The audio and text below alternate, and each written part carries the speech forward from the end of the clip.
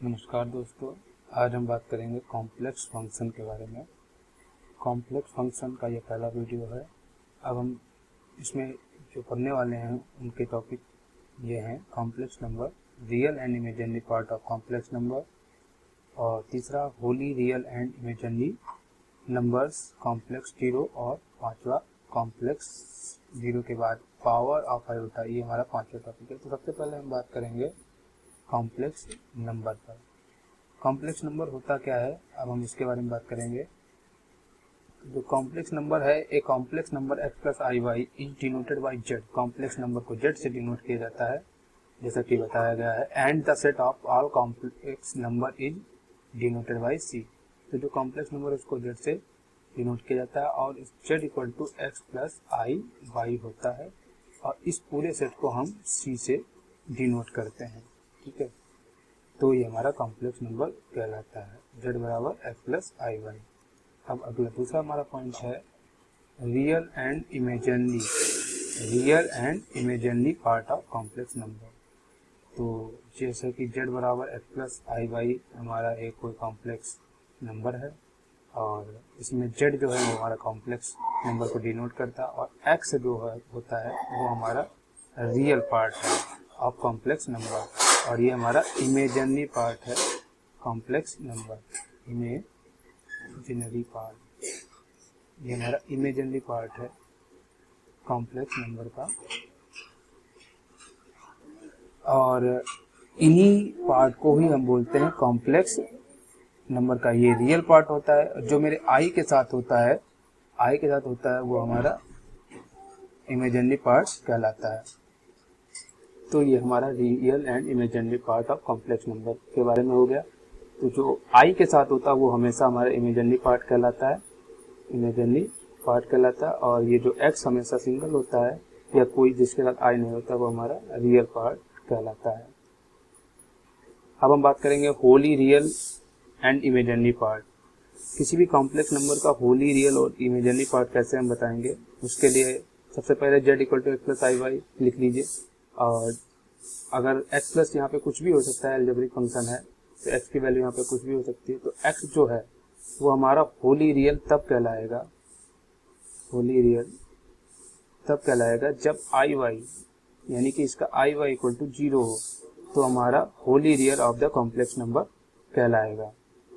और जैसे कि अब एक एग्जांपल ले लेते हैं, z इक्वल टू 3 प्लस 4 आई ले लेते हैं। इसमें जो 3 है वो हमारा होली रियल तब कहलाएगा जब 4i इक्वल टू 0 हो जाए। तो z इक्वल टू वैल्यू यहाँ पे 3 आ जाएगी, जो कि हमारा होली रियल कहलाएगा। अब बात करेंगे हम imaginary number of complex number, z equal to x plus i y जैसे दिया हुआ, तब हमारा imaginary number of complex number तब कहलाएगा जब x इक्वल टू जीरो हो। यहाँ पे सपोज एक एग्जांपल लेते हैं, 4 प्लस 3i, या इसको 4 प्लस 3i कर दिया। अब इसमें होली इमेजिनरी तब कहलाएगा जब इसका रियल पार्ट जीरो कहलाएगा, यानी कि real part of complex number zero कहलाएगा, यानी कि 4 यहाँ पे जो है वो जीरो हो जाए और 3 प्लस आई शेष रह जाए, तो z प्लस 3i हमारा क्या कहलाएगा, ये कहलाएगा। देखिए इस बार एक और एग्जांपल ले लेते हैं, जैसे z इक्वल टू 3 प्लस 5i है, तो मुझे बताना है Holi real part of complex number. तो होली रियल कॉम्प्लेक्स नंबर तब कहलाएगा जब यहाँ पे 5i जो है 5i जीरो हो जाए, यानी कि इसका इमेजिनरी पार्ट जीरो हो जाए। अगर वैल्यू हमारी 3 z इक्वल टू 3 प्लस 5i इक्वल टू यहाँ पे जीरो दी है, तो हमारा ये जीरो हो जाएगा। जैसे कि z इक्वल टू अब यहाँ पे दिया हुआ है, तो क्या करेंगे हम लोग, z equal to 3 plus 4i है, ये हमारा अगर जीरो है तो हमारा होली रियल कहलाएगा। होली इमेजिनरी पे बात करते हैं, अब थोड़ा ऊपर लिख लेता हूँ। होली इमेजिनरी जैसे z equal to 4 plus 5i, तो 4 प्लस इसमें अगर रियल वाला पार्ट यानी कि 4 जो है वो अगर 0 हो जाए तो हमारा ये 5y बचेगा, जो कि हमारा होली इमेजिनरी पार्ट ऑफ कहलाएगा कॉम्प्लेक्स नंबर। तो अगला टॉपिक हमारा आएगा इसी से अनुसार कॉम्प्लेक्स जीरो। कॉम्प्लेक्स जीरो के बारे में अब हम बात करेंगे। कॉम्प्लेक्स जीरो जो होगा वो तब कोई भी कॉम्प्लेक्स नंबर 0 + 0 आई वाई के रूप में लिखा हो या 0 आई के रूप में लिखा हो तो हमारा कॉम्प्लेक्स नंबर कहलाएगा। जैसे the complex number of the complex number 0 + I0 is called the complex zero. मतलब यह है द कॉम्प्लेक्स नंबर 0 + I0, यानी कि दोनों इसके रियल और इमेजिनरी पार्ट दोनों अगर 0 हैं तो हमारा क्या कहलाएगा कॉम्प्लेक्स जीरो। जैसे सपोज एक एग्जांपल हमारे पास z + IY है, तो इसमें अगर x 0 है यानी कि रियल पार्ट भी 0 हो जाए और IY पार्ट भी 0 हो जाए तो वो हमारा क्या कहलाएगा कॉम्प्लेक्स जीरो कहलाएगा। इसकी वैल्यू हमेशा 0 रहेगी।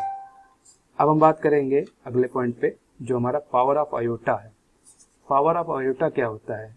पावर ऑफ आयोटा किसी भी कॉम्प्लेक्स नंबर में वह चीज होती है जो हमें बताती है कि ये हमारा इमेजिनरी पार्ट है या रियल पार्ट है, जैसा कि हम पहले डिस्कस कर चुके हैं।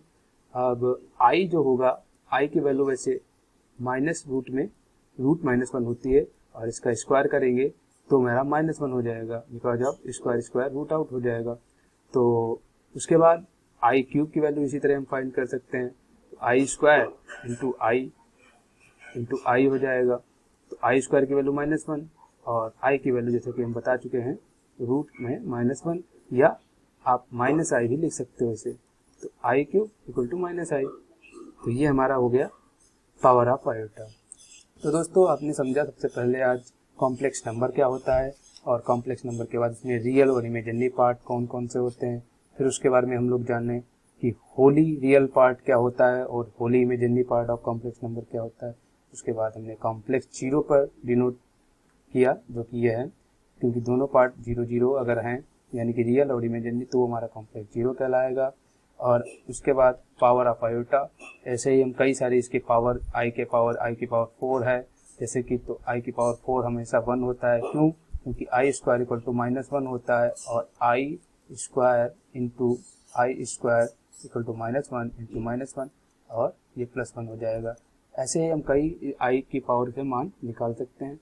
तो ये हमारा पावर ऑफ आयोटा कहलाता है। तो दोस्तों आज के लिए इतना ही, और उसके बाद हम आगे डिस्कस करेंगे होली रियल पार्ट के बारे में और भी डिस्कस करेंगे। फिलहाल इस वीडियो में इतना, तो अगले पार्ट में मिलते हैं हम लोग पार्ट नंबर 2 पे। तब तक के लिए हमारे साथ जुड़े रहिए और बने रहिए। धन्यवाद।